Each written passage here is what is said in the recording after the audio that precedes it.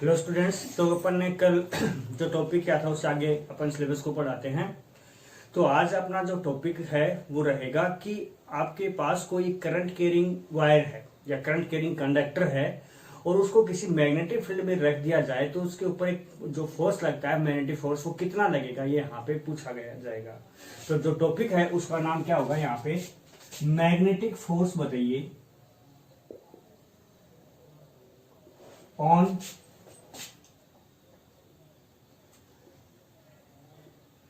Current carrying conductor.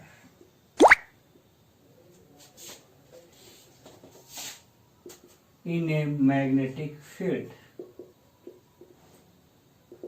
मतलब चुंबकीय क्षेत्र में एक धारावाही चालक है, उसके ऊपर कितना मैग्नेटिक फोर्स लगेगा, चुंबकीय बल लगेगा। ये आपका क्वेश्चन है यहाँ पे। तो यहाँ पे सबसे पहले अपन क्या करते हैं, मैग्नेटिक फील्ड बनाते हैं।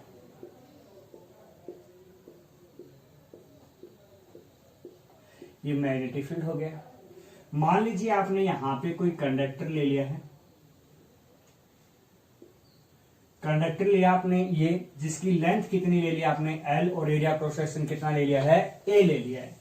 और मैग्नेटिक फील्ड के साथ कितने एंगल से रख दिया, थीटा एंगल के साथ रख दिया है। ठीक है कि नहीं। अब देखिए मान लीजिए आपके पास यहां पे अपन मानते हैं कि वॉल्यूम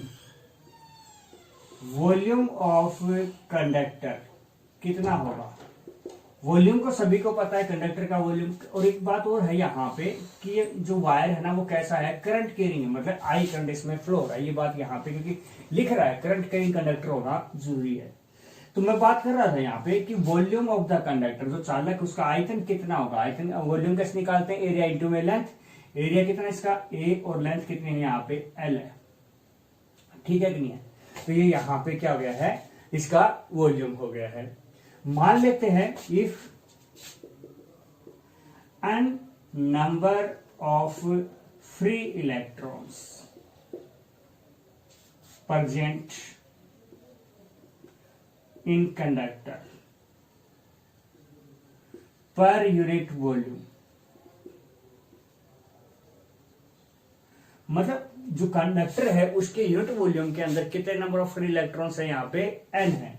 तो total number of free electrons कितने हो जाएंगे आपके पास, NaL हो जाएगा, क्योंकि यूनिट वॉल्यूम में n है तो Al वॉल्यूम में NaL हो जाएगा। आपको पता ये फ्लो कर रहे हैं तो आपका टोटल फ्लोइंग चार्ज कितना, एक इलेक्ट्रॉन फ्लो करता है तो कितना चार्ज होता है, E होता है। 2 करेंगे तो 2E, 3 करेंगे तो 3 और इतने करेंगे तो इतने हो जाएंगे। तो total number of flowing charge, total flowing charge कितना हो जाएगा, टोटल फ्लोइंग चार्ज कितना हो जाएगा आपके पास, NeAl। ये आपके पास फ्लोइंग चार्ज आ गया। ठीक है कि नहीं। अब देखिए, अब इस फ्लो के कारण करंट आपका आई फ्लो हो ही रहा है। अब बात करते हैं यहाँ पे मैग्नेटिक फोर्स की, मतलब चार्ज क्यों फ्लो कर रहा है। तो मैग्नेटिक इस चार्ज के ऊपर क्या लगेगा, और ये चार्ज किस पे फ्लो कर रहा है, कंडक्टर है। कंडक्टर कहाँ पे है, मैग्नेटिक फील्ड के अंदर है। तो चार्ज क्या फोर्स किस पे लगेगा, चार्ज पे। चार्ज का मतलब कंडक्टर के ऊपर लगेगा। तो हम यहाँ पे कह सकते हैं magnetic force on current carrying conductor कितना हो जाएगा यहाँ पे, F इक्वल टू क्या होता है, QVB साइन थीटा। Q की वैल्यू आपके पास है तो कर दी, लिख दीजिए यहाँ पे पुटिंग वैल्यूज ऑफ Q। तो F इक्वल टू क्या आ गया, NeAl, N की जगह हो गया VB साइन थीटा। अब आपको पता है यहाँ पे है यार, आपने करंट इलेक्ट्रिसिटी के अंदर एक रिलेशन निकाला था, I equal to NeAVD। VD का मतलब ड्रिफ्ट वेलोसिटी। तो यहाँ पे जो ड्रिफ्ट वेलोसिटी का मतलब यहाँ पे वेलोसिटी है, करंट फ्लो हो रहा है, करंट फ्लो होता है तो वेलोसिटी कौन सी होती है, ड्रिफ्ट वेलोसिटी होती है। तो अगर ये चार हो तो उसकी जगह अपन क्या लिख सकते हैं, I लिख सकते हैं। तो देखिए यहाँ पे N है, E है, A है, V है। तो इन चारों की जगह क्या लिख देंगे अपन, यहाँ पे I लिख देंगे। तो F इक्वल टू क्या आ गया, ILB साइन थीटा। ये आपके पास क्या आ गया है, मैग्नेटिक फोर्स आ गया है किसके ऊपर, करंट कैरिंग कंडक्टर के ऊपर। अब यहां पे अपन केस बना लेंगे।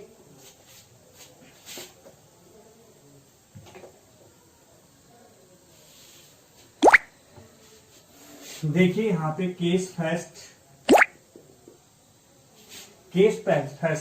मतलब if conductor placed parallel to magnetic field, magnetic field के पैरेलल रखा जाए, तो मैग्नेटिक फील्ड के पैरेलल रखा जाए तो थीटा की वैल्यू कितनी होगी, 0 होगी। और आपको पता है साइन 0 कितना होता है, 0, तो एफ इक्वल टू भी कितना हो गया, यहाँ पे 0 हो गया। केस सेकंड का मतलब पैरेलल की जगह अपन क्या लिख देंगे, परपेंडिकुलर। परपेंडिकुलर का मतलब थीटा की वैल्यू कितना हो जाएगा, 90, और साइन 90 कितना होता है आपके पास, 1 होता है। तो एफ इक्वल टू क्या आ गया, ILB, ये आपके पास मैक्सिमम फोर्स आ गया है। इसी प्रकार से अपन केस थर्ड बनाते हैं। केस थर्ड का मतलब एंटी पैरेलल लिख देते हैं। एंटी पैरेलल का मतलब थीटा की वैल्यू 180, तो साइन 180 भी कितना होता है, 0 होता है। तो इस केस में एफ की वैल्यू क्या आ गई, 0 आ गई है। तो 3 केस है, कौन से केस में कितना फोर्स लगेगा वो आपको यहाँ पे है। वैसे कोई एंगल है यहाँ पे इन तीनों के अलावा, तो उसके लिए क्या आ जाएगी, इसकी वैल्यू आ जाएगी। तो इस प्रकार से आपका यहाँ पे के टॉपिक था। आगे देखिए,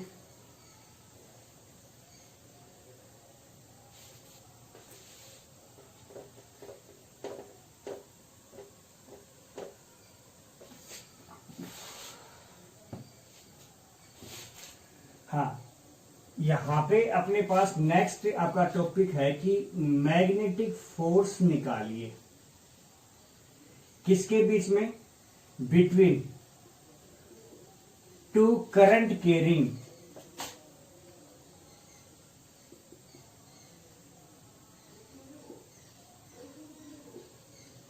पैरेलल वायर्स। मतलब आपके पास 2 करंट कैरिंग पैरेलल वायर है, 2 वायर हैं जो कि करंट कैरिंग है, दोनों में करंट फ्लो और दोनों क्या एक दूसरे के पैरेलल है। तो उनके बीच में मैग्नेटिक फोर्स कितना होगा ये आपको यहाँ पे निकालना है। तो ध्यान से देखना, यहाँ पे 2 कंडीशंस आएंगे, अलग अलग हैं। तो 2 देखिए यहाँ पे। फर्स्ट देखिए यहाँ पे जैसे कह रहा कि मान लीजिए आपके पास एक वायर है, एक वायर ये है, इनफाइनाइट लॉन्ग मान लेते हैं।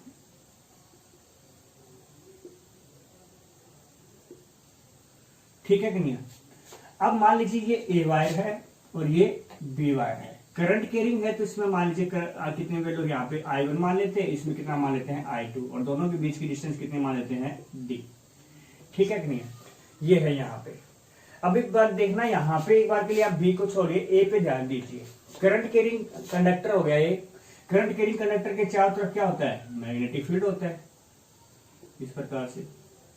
तो अगर इसकी डायरेक्शन लगाओगे, डायरेक्शन किससे, फ्लेमिंग सॉरी राइट हैंड के थंब रूल से, तो कैसे हुआ, एंटी क्लॉकवाइज हुआ।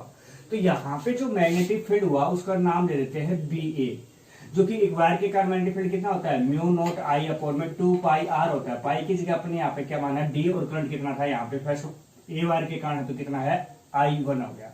तो μ0 I अपॉन में 2 पाई D यहाँ पे, इसके कारण मैग्नेटिक फील्ड है यहाँ पे। ठीक है कि नहीं है।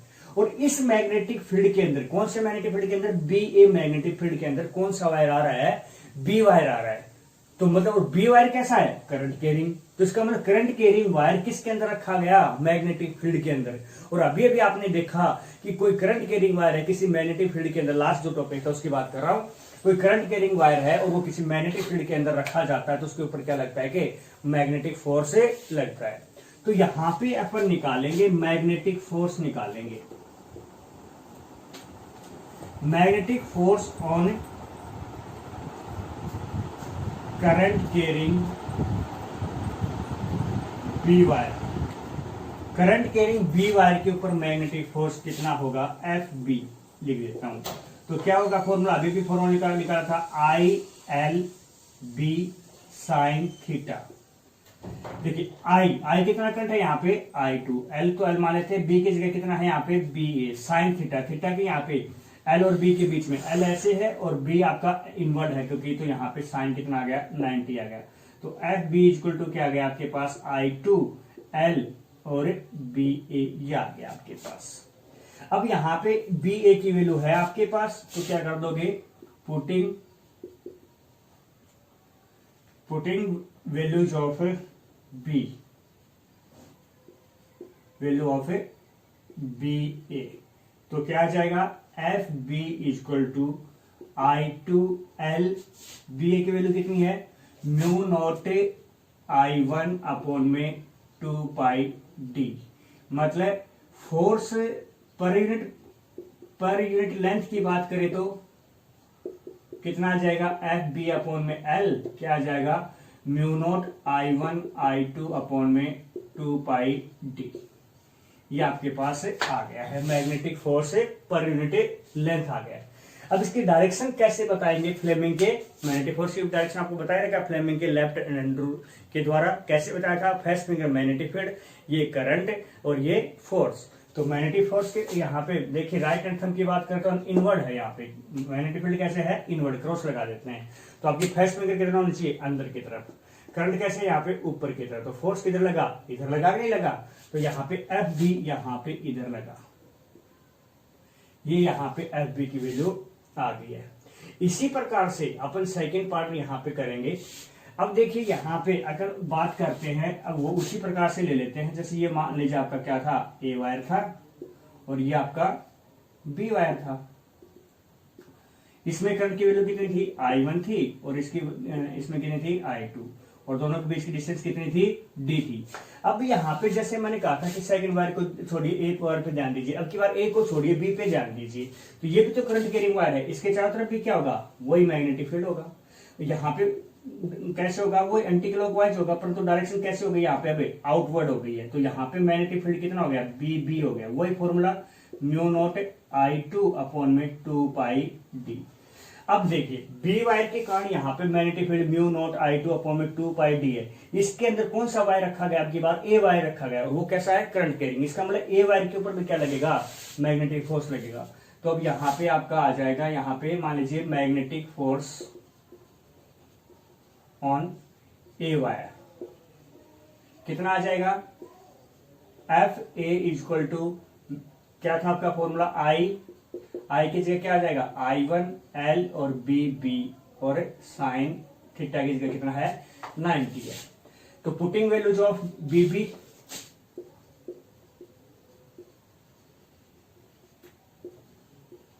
क्या आ जाएगा, F A equal to I1 L mu naught I2 upon में 2 पाई डी, वही फोर्स पर यूनिट लेंथ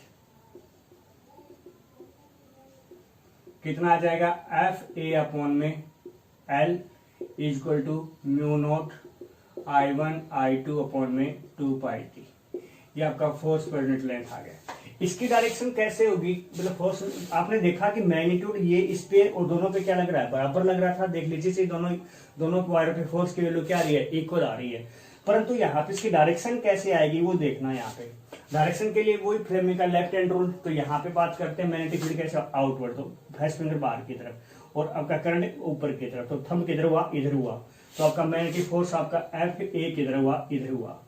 तो आप देख रहे हो ये इधर हो रहा है, लग रहा है ये इधर लग रहा है, और आपने यहाँ पे क्या देखा कि करंट की डायरेक्शन क्या है, सेम है, तो आप यहाँ पे लिख देंगे कि current flowing in both conductor is same, then force between the conductors is attractive। मतलब अगर दोनों कंडक्टर्स की फ्लोइंग करंट की डायरेक्शन क्या है सेम है, तो दोनों के बीच में कैसा फोर्स लगेगा, अट्रैक्टिव फोर्स लगेगा। अगर आपसे पूछ लिया जाए कि दोनों में करंट की डायरेक्शन क्या हो, अपोजिट हो, तो आपको यहाँ पे कैसा फोर्स बताओगे, मतलब आप यहाँ पे कह दोगे कि रिपल्सिव होगा, तो उसके इसमें यहाँ पे ये फोर्स किधर लगता है, इधर लगता है, और ये किधर लगता है, आपका यहाँ पे बाहर की तरफ लगता है। इसका मतलब अगर एक नंबर में क्वेश्चन पूछा जा सकता है, इसलिए बता रहा हूं आपको यहाँ पे कि दूसरा नंबर पॉइंट अगर एक नंबर में आपसे पूछा जाए कि यहाँ पे कि अपोजिट डायरेक्शन के लिए, किसके लिए, अपोजिट डायरेक्शन के लिए, मतलब अपोजिट डायरेक्शन हो तो क्या लगेगा, यहाँ पे रिपल्सिव लगेगा। रिपल्सिव फोर्स बिटवीन वायर्स या कंडक्टर्स, दोनों वायर्स या कंडक्टर के बीच में जो फोर्स होगा वो क्या होगा, रिपल्सिव होगा। तो ये 1 मार्क्स में पूछा जा सकता है, बहुत बार पूछा गया है। तो यहाँ पे ये कह सकते हो कि सेम करंट में सेम डायरेक्शन में करंट फ्लो करेगा तो क्या होगा, अट्रैक्टिव होगा, और अपोजिट में करेगा तो रिपल्सिव होगा। तो आप देख भी सकते हो, जैसे अपने मतलब जनरली जो वायर्स होते हैं, जो बिजली के वायर होते हैं, ऐसे 3 वायर होते हैं, 3 फेज होते हैं, उनके बीच में एक लकड़ी का एक डंडा लगा होता है। वो क्यों लगा होता है, क्योंकि वो तीनों में करंट की वैल्यू क्या होती है, मतलब सेम डायरेक्शन में होती है, जिनकी वजह से उनके बीच में क्या होता है, अट्रैक्शन होता है। तो अट्रैक्शन की वजह से मान लीजिए कुछ हीट की वजह से उनकी ऐसे थोड़े डिले हो गए, लेंथ बढ़ गई है और पास आ गए, उसका अट्रैक्शन पहले से ही है, तो पास आ जाते हैं और लाइट क्या हो जाती है, फाल्ट हो जाती है। वो अट्रैक्शन की वजह से ही ऐसा होता है। तो यहाँ पे ये आपका था अट्रैक्टिव होगा या रिपल्सिव होगा। अब यहाँ पे कई बार पूछ लिया जाता है कि 1 एम्पियर करंट की 1 एम्पियर करंट को क्या करिए, डिफाइन करिए। 1 एम्पियर करंट को यहाँ पे इसी से डिफाइन किया गया है, जो कि मतलब फोर्स पर यूनिट लेंथ। तो फोर्स पर यूनिट लेंथ है एफ ए अपॉन में एल, अगर कितना हो यहाँ पे करा कि इफ I1 और I2 दोनों कितना हो 1 एम्पियर, और D की वैल्यू कितनी हो यहाँ पे 1 मीटर हो, तो क्या आ जाएगा आपके पास, एफ ए अपॉन में एल इक्वल टू क्या होता है, म्यू नोट अपॉन में क्या आ जाएगा 2 पाई। तो 2 पाई क्या आ जाएगा यहाँ पे 2 पाई की जगह मान लीजिए अपन क्या कर देते हैं 4 पाई कर देते हैं, तो क्या आ जाएगा आपके पास यहाँ पे, या अपन सीधा कर सकते हैं, इसकी वैल्यू अपन पुट करेंगे ना 2 पाई